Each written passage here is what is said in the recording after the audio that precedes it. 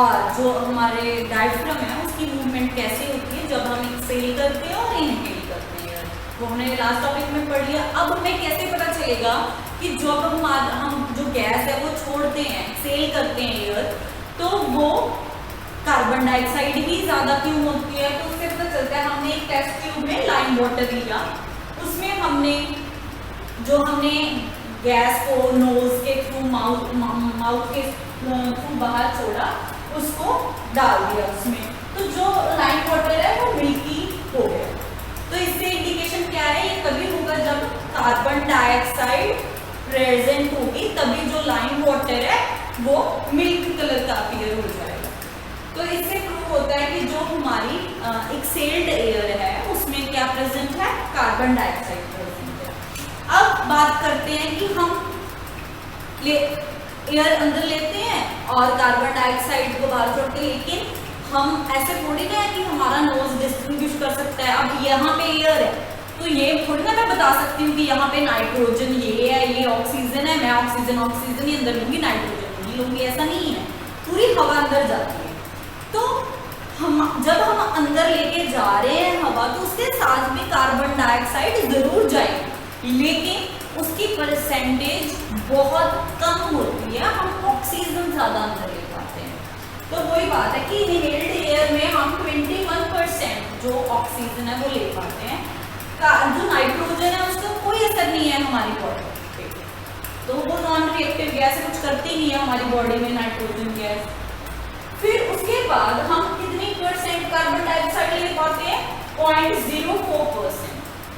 ये उतनी परसेंटेज है जितनी पूरी एटमॉस्फेयर में हम कहते हैं कि पूरा एटमॉस्फेयर में हमारे जैसे 21% ऑक्सीजन है, 0.04% कार्बन डाइऑक्साइड है। तो ये वहीं से आया कि जो मेरे यहाँ सराउंडिंग में जो एयर प्रेजेंट है उसमें 21% ऑक्सीजन है, तो जैसे ही मैं इनहेल करूंगी तो 21% ऑक्सीजन जाएगी, और साथ में इसी सराउंडिंग में 0.04% कार्बन डाइऑक्साइड है, तो 0.04% मेरे अंदर कार्बन डाइऑक्साइड भी जाएगी। अब एक्सहेल्ड एयर में ऐसा बिल्कुल भी नहीं है कि ऑक्सीजन बिल्कुल भी नहीं होती उसमें, जो हम गैस को बाहर निकाल रहे हैं उसमें 60.4% ऑक्सीजन बाहर जाती है और 4.4% कार्बन डाइऑक्साइड बाहर जाती है। तो ये हमारी एक्सहेल्ड एयर है। अब हमने बात की ह्यूमन बींग्स में, जो लास्ट टॉपिक थे, कि हम नोस्ट्रिल्स के थ्रू लंग्स में गैसेस का एक्सचेंज होता है। वैसे अगर हम दूसरे एनिमल्स के बारे में बात करें तो वो कैसे गैसेस लेते हैं, तो हमने सबसे पहले बात की कॉकरोच। तो जो ट्रैकिया, इसको विंड पाइप भी कह देते हैं, स्पाइरेकल्स भी होते हैं इंसेक्ट्स में। तो जो ट्रैकिया है उसके थ्रू गैसेस एक्सचेंज होता है। यहाँ पे ट्यूब्स का नेटवर्क होता है, पूरा गुच्छा बना होता है ट्यूब्स का, जिसके थ्रू जो गैसेस का एक्सचेंज होता है। गैसेस का एक्सचेंज माने ऑक्सीजन का लेना और कार्बन डाइऑक्साइड को बॉडी से बाहर निकालना। अर्थवॉर्म स्किन के थ्रू, आपने देखा होगा, किसी ने भी अगर देखा है, तो जो अर्थवॉर्म होता है वो बहुत ही स्मूथ उसकी स्किन होती है और बहुत ही ज्यादा वाटरी होती है, ऐसा लगता है कि उसमें पूरा वाटर कंटेंट ज्यादा है, तो वो स्किन के थ्रू गैसेस एक्सचेंज करता है। फ्रॉग में अगर बात करें तो फ्रॉग आपको भी पता है कि वो लैंड पे भी रह सकता है और वो पानी के अंदर भी रहता है। वो स्किन के साथ भी गैसेस का एक्सचेंज कर सकता है।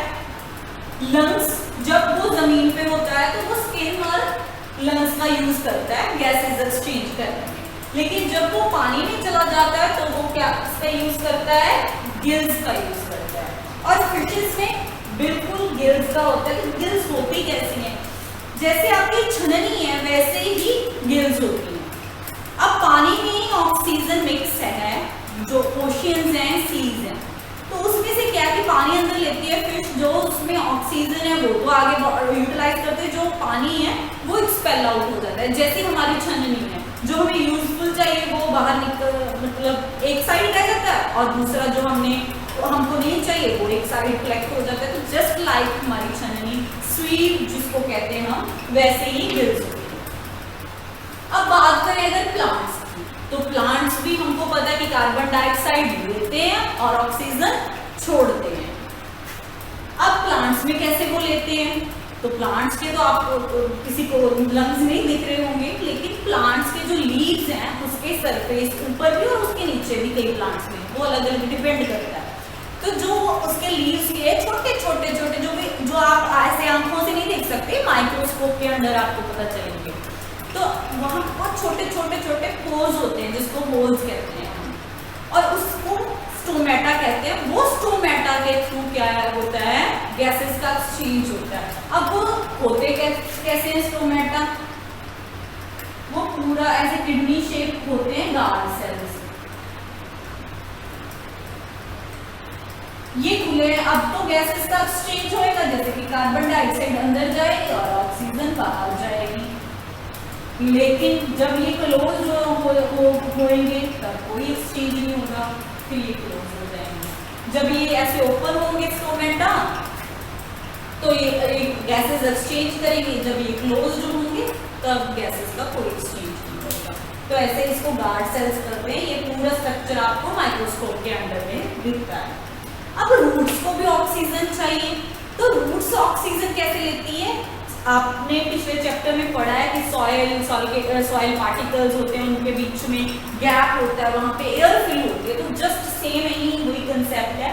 जो हमारे रूट्स हैं वो जमीन के नीचे ही जाते हैं मिट्टी में, तो जो उसके रूट हेयर्स हैं वो जो एयर स्पेस प्रेजेंट है सॉइल पार्टिकल के बीच, ये सॉइल पार्टिकल्स हैं, तो जो इनके बीच स्पेस पड़ा है, ये वाला स्पेस, ये वाला स्पेस, ये एयर स्पेस है। तो यहाँ पे क्या होगी, एयर होगी, तो यहीं से वो एयर लेती।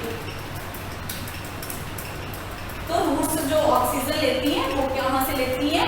From the air space between the soil particles. तो ये हमारा रूट हेयर का स्ट्रक्चर है कि वो कैसे ऑक्सीजन का और गैसेस का एक्सचेंज करते हैं। So that's all about this chapter. Thank you.